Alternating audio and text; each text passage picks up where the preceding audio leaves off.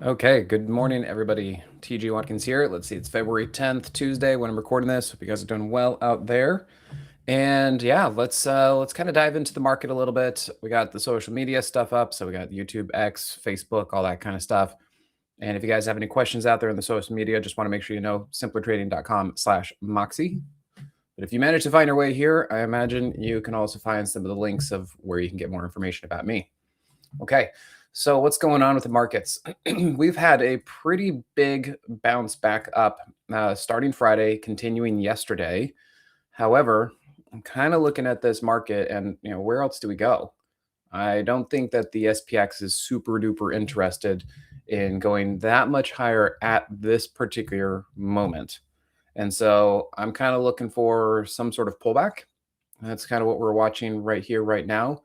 But this is actually looking pretty tenacious for the day. Actually, I still see that there's a gap between price and the 15-minute 50, but the market is holding up here pretty well. So I just got to kind of figure out if this thing is going to take a day or 2 days before it pulls back, or got to always kind of keep your head on a swivel and open to ideas. What if this market's actually getting strong again?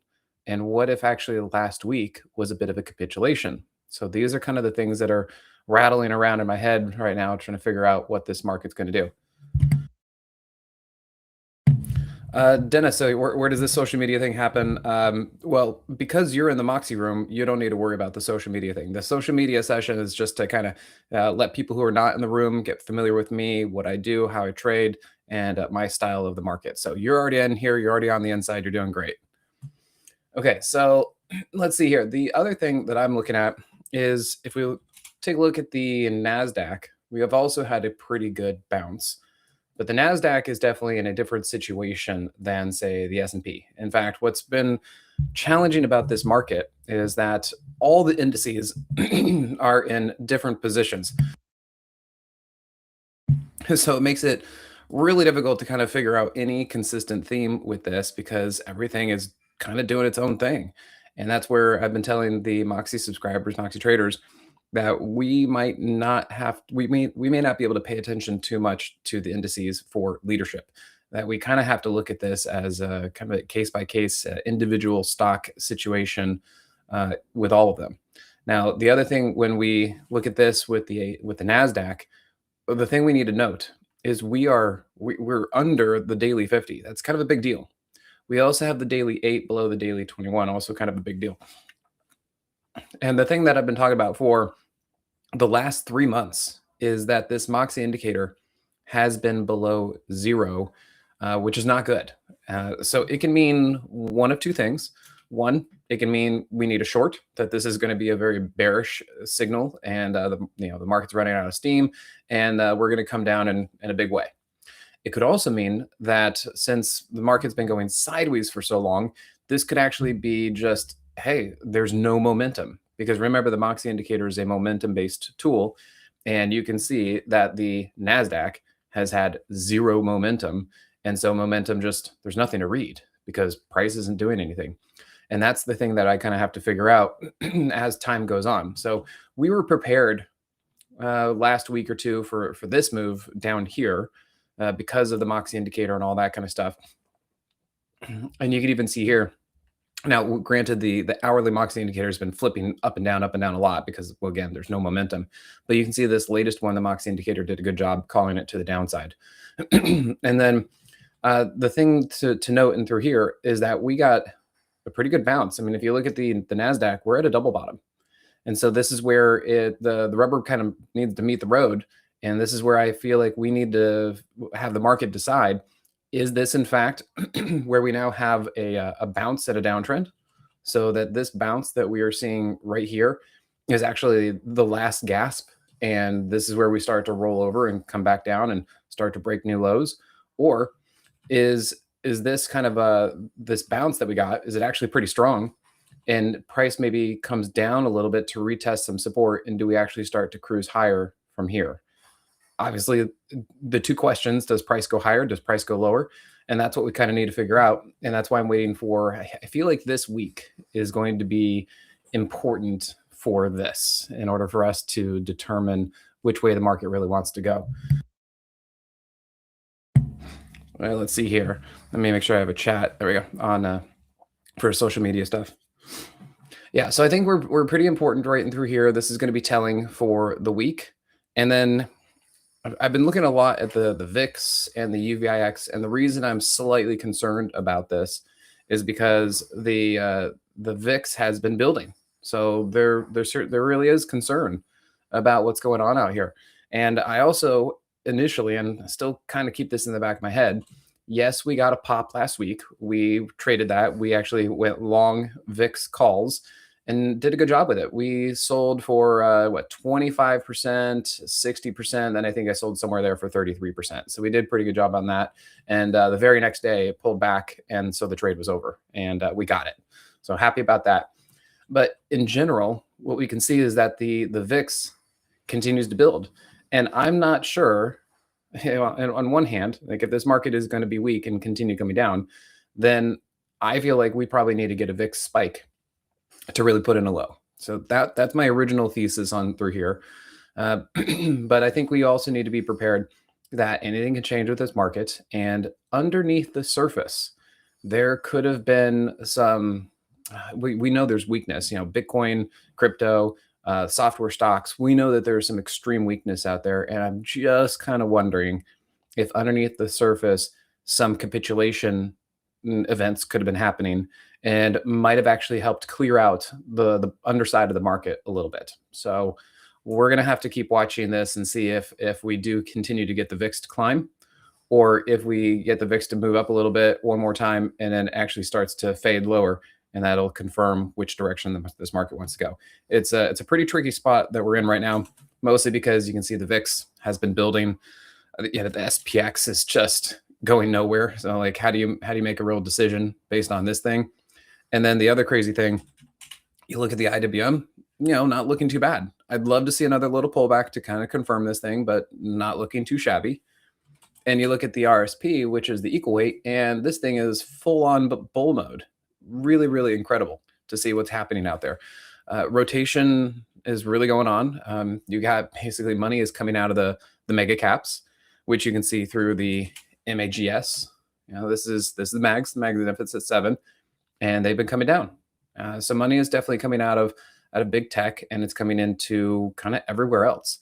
And I think the kind of the narrative that I've put around it, that I've been hearing other people talk about, is it's still investors are worried about the AI situation. That's why software is being pummeled, is because is software going to go away? Software as a service going to go away because now AI is going to do everything and take care of it, and you don't need anybody to do it. So that's the reason that's going down. We'll have to see what the real story actually turns out to be.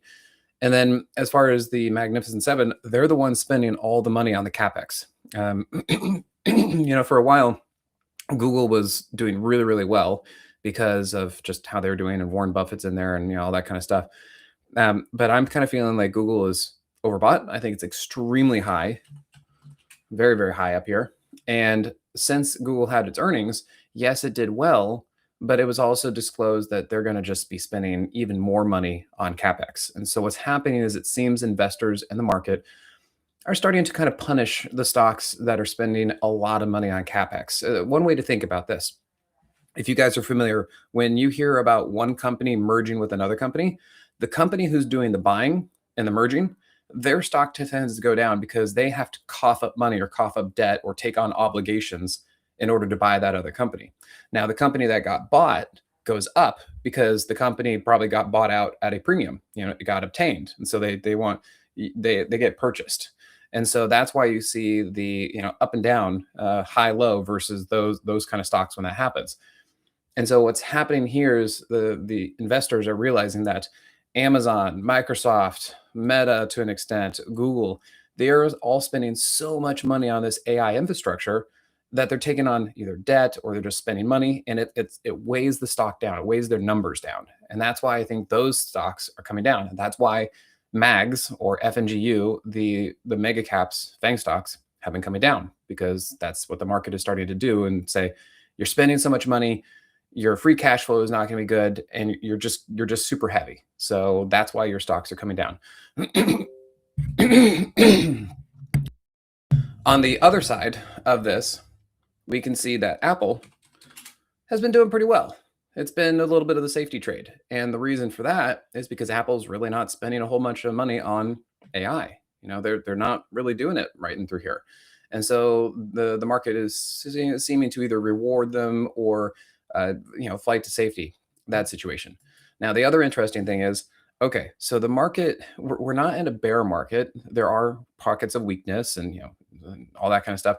And then what's happening is you got to think about maybe the picks and shovels of what's going on. So the people who are going out there and they're searching for gold, they're searching for AI gold. Well, they may never turn up to win anything, or maybe they don't. The revenues aren't good. Maybe they don't only find a few nuggets. But the companies that are selling the picks and the shovels and the jeans and the Levi's and the shoes and the hats, all that kind of stuff, they're doing well. And that's where we kind of see, I think, things like Wolf is doing pretty well. I got to see if I can find my way into this thing. It's been on fire ever since 2 days ago, and now continues to break out. So I'd love to find myself into something like this, and even to some extent, A-Lab, another strong name. And these companies are doing well because all of that capex expenditure from the mega caps are going into names like this to try to create and build the infrastructure, or APLD, data center stuff. Now, not all the data centers are doing well as far as the stocks go. Again, everything is a little bit stock specific because not all AI energy producing stocks are doing well either. You look at Galaxy, that one's down, but Wolf is up. So it's a mixed market out there for sure. But you look at something like this and, it sprang back pretty quickly too, because I think investors are realizing that all that money that Amazon and Microsoft and Google are spending are going into stocks like this because, well, somebody's got to build the data centers. And so they're realizing that this is probably here to stay. Well, who's making the money? Whether AI turns a lot of revenue or not, stocks like APLD that are making the data centers, they still get paid. And so I think that's why we're seeing pockets of strength in here and pockets of weakness as well. And then, as we know, MP, the whole thing about the chip stocks and the memory stocks, they have actually been on fire. Now, I am noticing a little bit of weakness. This is what I've been talking about for a few weeks, not only to you, the Moxie traders, but I've been putting it out there in a couple of my weekend videos. Is look, obviously the memory stocks have been on fire and doing incredibly well, but there's going to be a point at which either they're at value or they've gone vertical just because their stocks have gone vertical and the risk to reward is no longer there. And that's what I was kind of feeling. This feels like the gold trade, the silver trade. They went parabolic. And at some point, investors are just not going to buy that next tulip because they're too expensive and the risk to reward isn't there.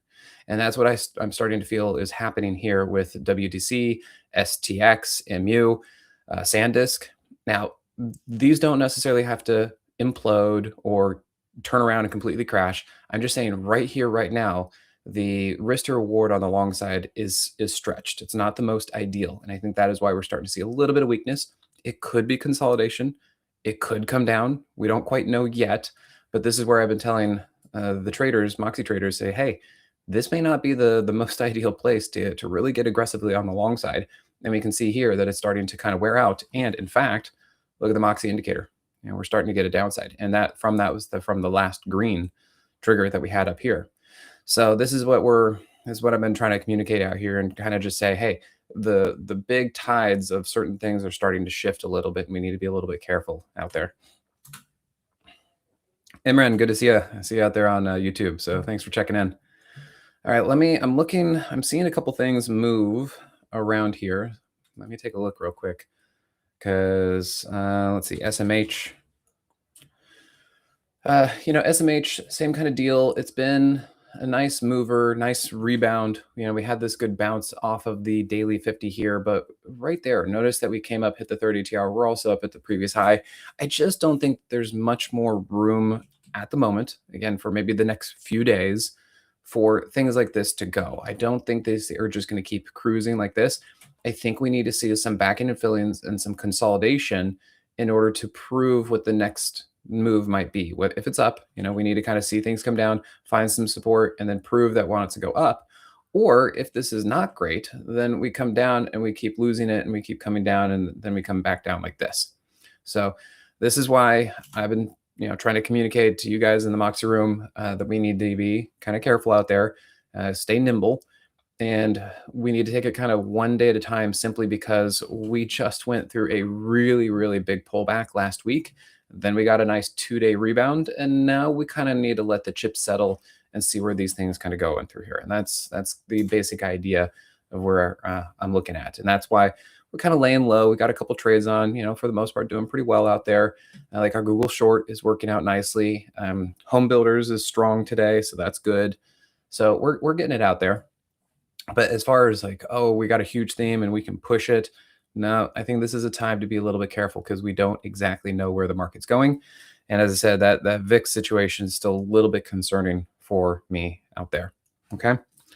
And then let's see, we even look at maybe some leaders like Tesla. Tesla's been pulling back for a while. I got out of my longer term position on this and then it rebounded. Okay. But again, I don't have any clarity. There's really not too much clarity right here, right now, to tell me if I should be super duper long or short on Tesla. All I can kind of say is that we got an oversold bounce, Friday and Monday from this double bottom area. And now we're just kind of right back to where it was. And I don't really have an answer. And that's why I think a lot of this stuff, we just need to let it rest, let the market kind of help tell us where it wants to go. I'd love to see some little pullbacks. And if those little pullbacks are going to be into support or not, and that'll help tell us a little bit more of where this market might be going. So anybody out there in YouTube, X, Facebook, if you guys have been noticing that the market's been a little bit challenging or that these moves have been big and you're like, oh my gosh, I can't even get into it. You're not alone. This is not an easy time in the market because I do feel like we've got some big shifts happening. The stocks that have been working, the memory stocks, I think they're starting to get a little bit weak, just because they've been so strong. So careful over there. The precious metals were, all over the place. What was it, last week or 2 weeks ago? Time kind of flies. Then we got the market right back up to previous highs. Could be some resistance. We have to let that settle. And then we got the crypto and the software stocks that absolutely got pummeled. And you'd think, hey, is this going to be a dip buy? Possibly. And so we kind of look at that. We've got a lot of different themes going on out there. Yeah. And then meanwhile, we look at either semiconductors or stuff that are kind of selling the picks, axe, and shovels to the AI ecosphere. And those stocks seem to be actually doing fairly well. That's kind of how we're looking at this thing through there. Yeah, Imran, you saw the clear rotation into value, but you couldn't get involved. Let's see, just doing some day trading here or there. Yeah, no mojo in 2026 yet. Well, January was pretty exciting. I will say, as soon as January 2nd rolled around and basically the institutions were on a new calendar, we definitely saw a lot of energy come back. But that kind of fizzled out basically the third week of January, and so now we're kind of need to see where the next move is, and that's kind of where I'm at right now.